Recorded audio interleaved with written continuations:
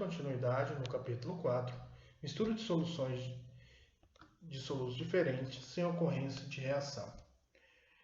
Nesse caso, você tem que imaginar que haverá a mistura de duas soluções, a solução do tipo A e uma solução do tipo B, e que os solutos que há nessas soluções não reagem. Como assim? Você tem lá uma solução do tipo A, que tem um soluto do tipo A, e você tem uma solução do tipo B com um soluto do tipo B. E o soluto A e o B não reagem entre si. Pensando assim, o que vai acontecer então? Para chegar a essa resposta, devemos lembrar que as soluções são formadas por soluto e solvente. Sendo o soluto de uma solução diferente para outra, ao efetuarmos a mistura, seria como se tivéssemos adicionado apenas o solvente puro de uma solução a outra. Processo similar à diluição. Vamos imaginar a seguinte situação. Há 1 litro de uma solução de glicose. Você pegou lá e misturou glicose junto com água até chegar a 1 litro. E está na concentração de 1 mol por litro. Ou seja, você tem 1 mol de glicose nesta solução, que tem um volume total de glicose mais água, dando 1 litro. Então, você tem lá 1 mol por litro de glicose. 1 litro de glicose na concentração de 1 mol por litro. E misturou com uma concentração de cloreto de sódio, com sal, a 2 mols por litro. Você pegou 1 litro de glicose misturado com água na concentração de 1 mol por litro e misturou com 1 litro de sal de cozinha, de cloreto de sódio, na concentração de 2 mols por litro. Por dedução, quais as concentrações formadas?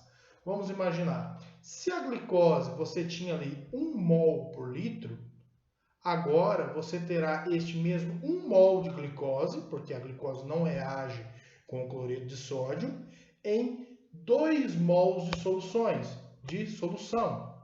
No caso, será 1 mol em 2 litros, ou meio mol por litro dessa solução. Enquanto isso, o cloreto de sódio, que antes você tinha 2 mols em 1 litro, ou seja, concentração de 2 por 1 litro, agora você terá 2 mols em 2 litros, ou 1 mol por litro. Em resumo, o que a gente faz? Você pega o soluto de uma solução e calcula a quantidade dele e divide ali para chegar à concentração em mols por litro. Vamos fazer um exemplo agora, vamos ver um outro exemplo agora aqui da nossa apostila. Vamos fazer um exemplo usando valores. Suponha a mistura de 200 ml de uma solução de cloreto de magnésio a meio mol por litro e 300 ml de uma solução de nitrato de magnésio a 1 mol por litro. Ao fazermos essa mistura, a massa dos solutos permanecerá inalterada, mudando apenas o volume. O mesmo se aplica ao número de mols de cada sal. Qual seria então a concentração final de cada sal? Observação: foram utilizadas cores fictícias para identificar as soluções. Então está aqui. Você tem a primeira solução, a 0,5 mol por litro e 200 ml dela. E a segunda solução, a 1 mol por litro e 300 ml dela, que foram unidos e formou a terceira. E daí, qual será a concentração? Ok? Aqui. O cálculo da nova concentração. Onde vamos pegar a molaridade 1 pelo volume 1, que é igual a molaridade 2 pelo volume 2. Eu vou estar demonstrando o exemplo desse cálculo, a realização dessa conta e dos exercícios resolvidos para ficar melhor entendido. Ok? Vamos lá. Vamos lá, galera. Vamos entender então o passo a passo aqui desse exercício resolvido. O cálculo dessa nova concentração. Então, nós temos aqui essa forma. M1 é minha molaridade 1, no caso aqui do sal cloreto de magnésio. O V1 é o volume que eu tenho da minha solução 1. M2 é a molaridade final que eu vou ter aqui do cloreto de magnésio, e o V2 é o volume que eu vou ter da união da solução de cloreto de magnésio mais a solução de nitrato de magnésio, ok? Então tá, a minha molaridade é 0,5, então vamos fazendo aqui, ó, ao lado, M1 vezes V1 é igual a M2 vezes V2. M1, nós já sabemos, está aqui, que é 0,5. 0,5 o quê? Mol por litro, né? É a concentração, a molaridade. Vezes volume 1, que é de 200 ml. Se você converter e colocar em 0,2 litro, dá a mesma coisa.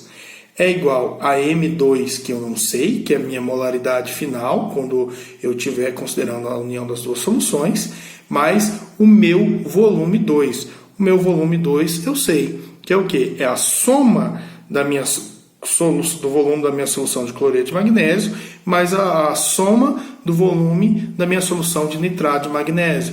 200 mais 300, que vai dar 500 ml. Tá? Então, 0,5 vezes 200, que vai dar 100,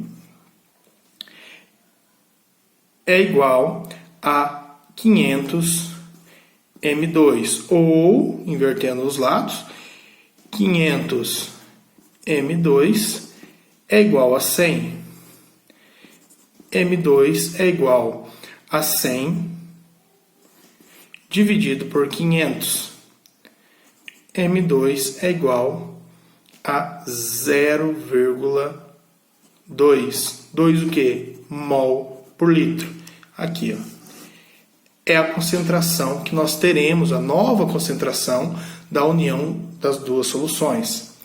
E aqui, a mesma coisa, mas agora eu vou estar utilizando os valores do nitrato de magnésio, né? M1 é igual a 1, por quê? M1 vezes V1 é igual a M2 vezes V2. M1 é igual a 1 mol por litro, então é igual a 1 a molaridade, vezes o volume, que é 300, é igual a M2 que eu vou descobrir, vezes o volume da solução 2, que é 500. Não confundam, solução 2 é a solução que passa a existir quando eu junto as duas, e não como se a solução 1 fosse cloreto de magnésio, a solução 2 fosse nitrato de magnésio. Não. A solução 2 é a solução final quando eu uno as duas. 1 vezes 300 dá 300, é igual a 500 M2. Então, M2 é igual a 300 dividido por 500. M2 é igual a 0,6 mol por litro. Ok? Então, é esta a continha que eu sempre vou estar utilizando. Vamos aqui dar uma olhadinha já nesse exercício resolvido? Pretendendo apenas satisfazer sua curiosidade, um aluno da segunda série do ensino médio misturou no laboratório 400 ml. Esse 400 ml vai ser o meu volume 1 da minha solução, vou chamar de solução A. Deu uma solução incolor de sulfato de potássio, K2SO2, a 0,2 mol. Então, esse 0,2 mol vai ser a minha molaridade 1 da minha solução A. A 200 ml de outra solução, então será o meu volume 1 da minha solução B. De outra solução, amarelada de cromato de potássio. Está aqui, KCrO4, a 1 mol. Então, esse 1 mol é minha molaridade 1 da minha solução B. Percebendo que nenhuma reação ocorria, resolveu calcular a concentração de cada íon.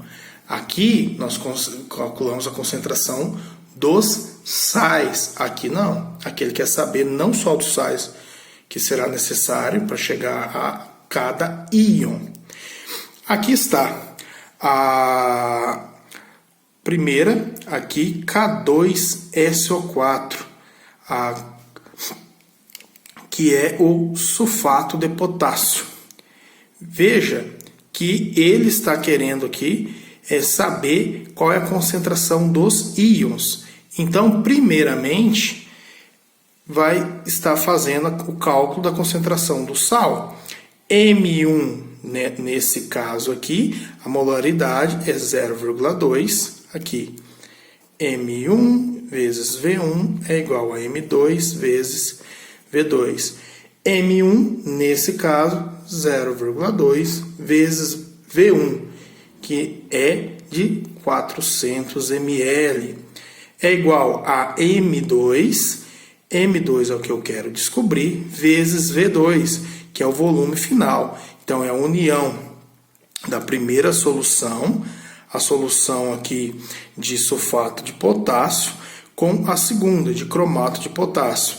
400 mais 200, que vai dar 600 ml. Se eu quiser fazer direto, calculando a litragem, dá para a gente fazer também. Quer ver? Vamos fazer calculando por litro e não por ml. Então seria 0,4 litro. E aqui, ao invés de ser 600, né, vamos fazer um pouquinho diferente só para ver que dá certo também. Seria 0,6. Então, 0,2 vezes 0,4 vai dar 0,08, que é igual a M2 vezes 0,6.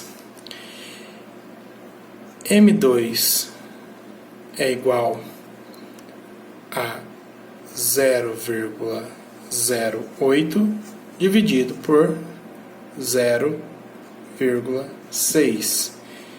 M2 é igual a 0,13, que é o resultado que já estava aqui.